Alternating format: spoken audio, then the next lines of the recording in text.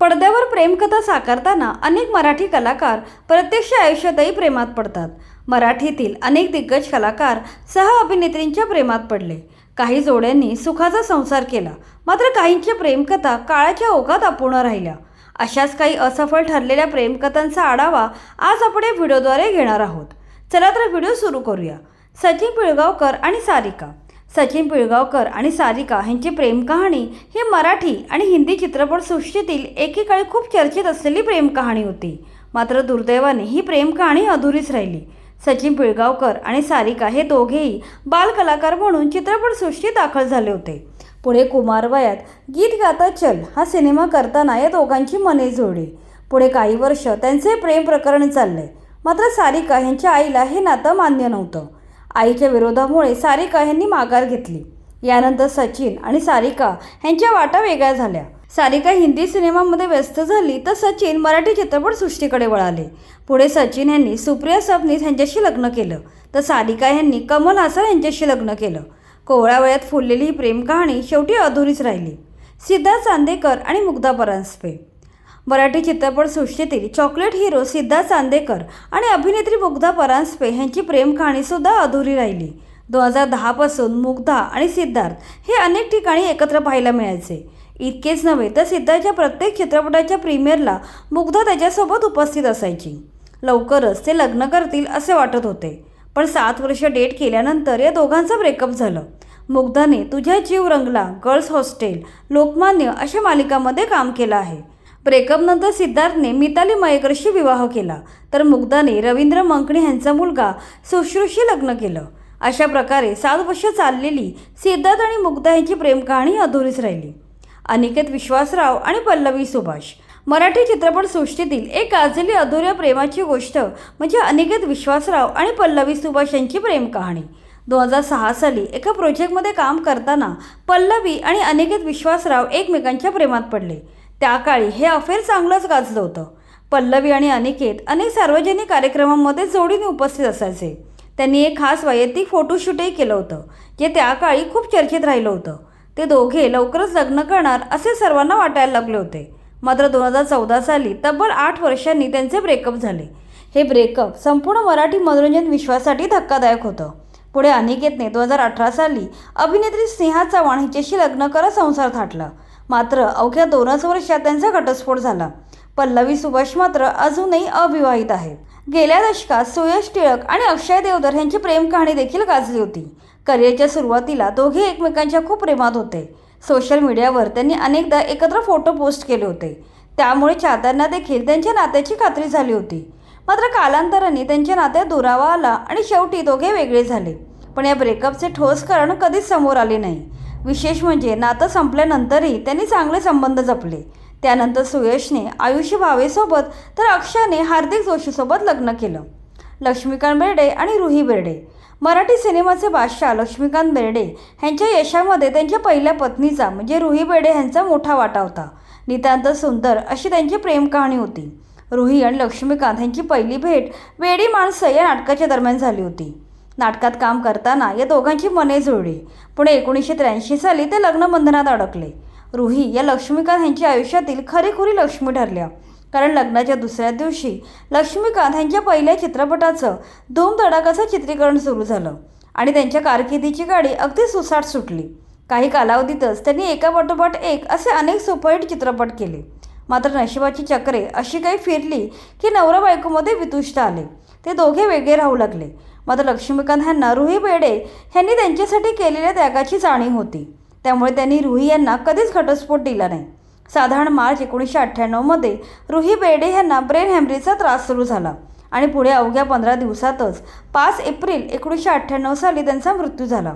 लक्ष्मीकांत बेर्डे जरी रुही बेर्डे यांच्यापासून लांब राहत असले तरीही रुही बेर्डे यांचा अकाली मृत्यू हा त्यांच्यासाठी खूप मोठा धक्का होता.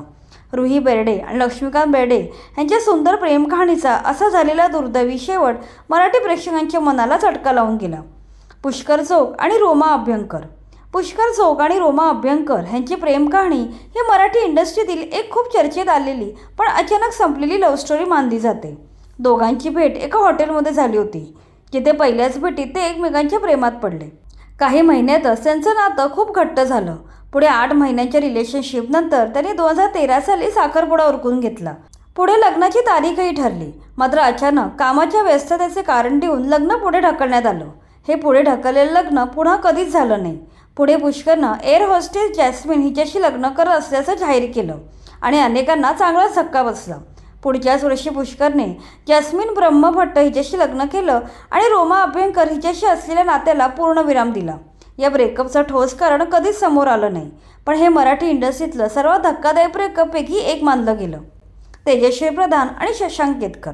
गेल्या दशकातील सर्वाधिक चर्चेला गेलेल्या तेजश्री प्रधान आणि शशांक केतकर यांच्या प्रेम कहाणीचा शेवटही दुर्दैवी झाला. होणार सून मी या घरची या मालिकेच्या सेटवर त्यांची पहिली भेट झाली. एकत्र काम करताना हळूहळू ते एकमेकांच्या प्रेमात पडले. मालिकेतील त्यांची भारदार ऑनस्क्रीन केमिस्ट्री रिअल लाईफमध्येही दिसू लागली. पुढे 8 फेब्रुवारी 2014 रोजी ते लग्नबंधनात अडकले.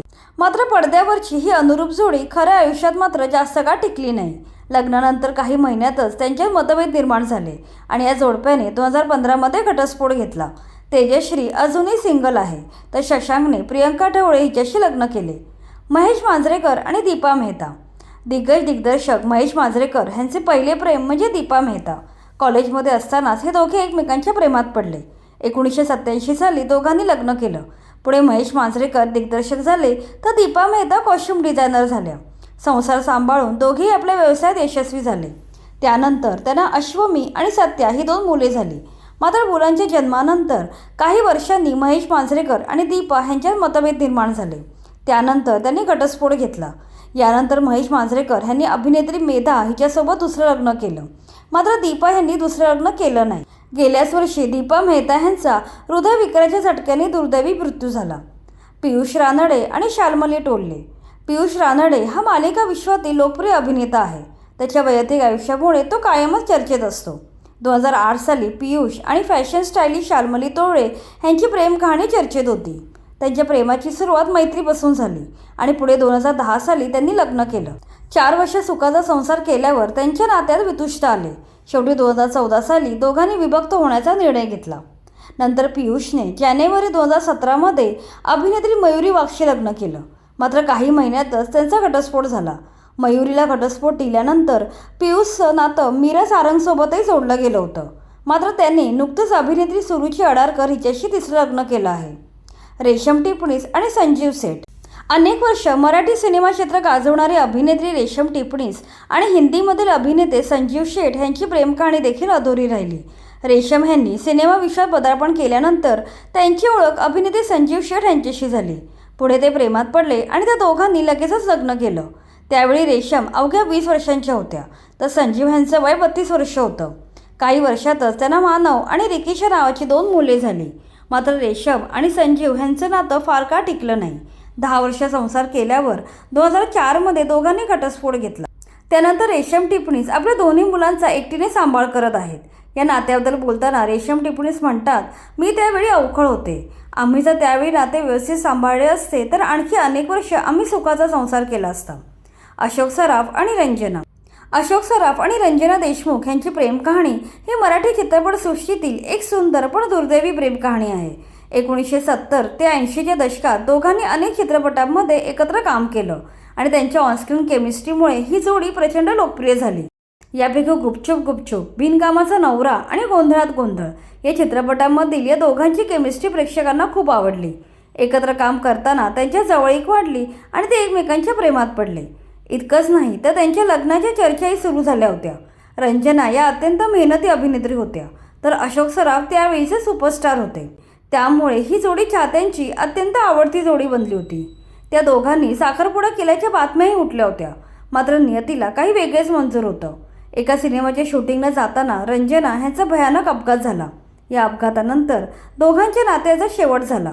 पुढे अशोक सराफ यांनी अभिनेत्री निवेदिता जोशी यांच्याशी लग्न केलं, तर रंजना शेवटपर्यंत अविवाहित राहिल्या. अशोक सराफ आणि रंजना यांच्या सुंदर प्रेम कहाणीचा असा दुर्दैवी शेवट झाला. तर या होत्या मराठी सिनेमा विश्वातील काही अधुऱ्या प्रेम कहाण्या. जर यामध्ये कोणाची प्रेम कहाणी मांडायची राहून गेली असल्यास कमेंटमध्ये नक्की सांगा. बाकी व्हिडिओ इन्फॉर्मेटिव्ह वाटला असेल तर लाईक करा आणि मराठी चित्रपट सृष्टीशी निगडीत अशा दर्जेदार व्हिडिओसाठी आमच्या चॅनलला सबस्क्राईब करा.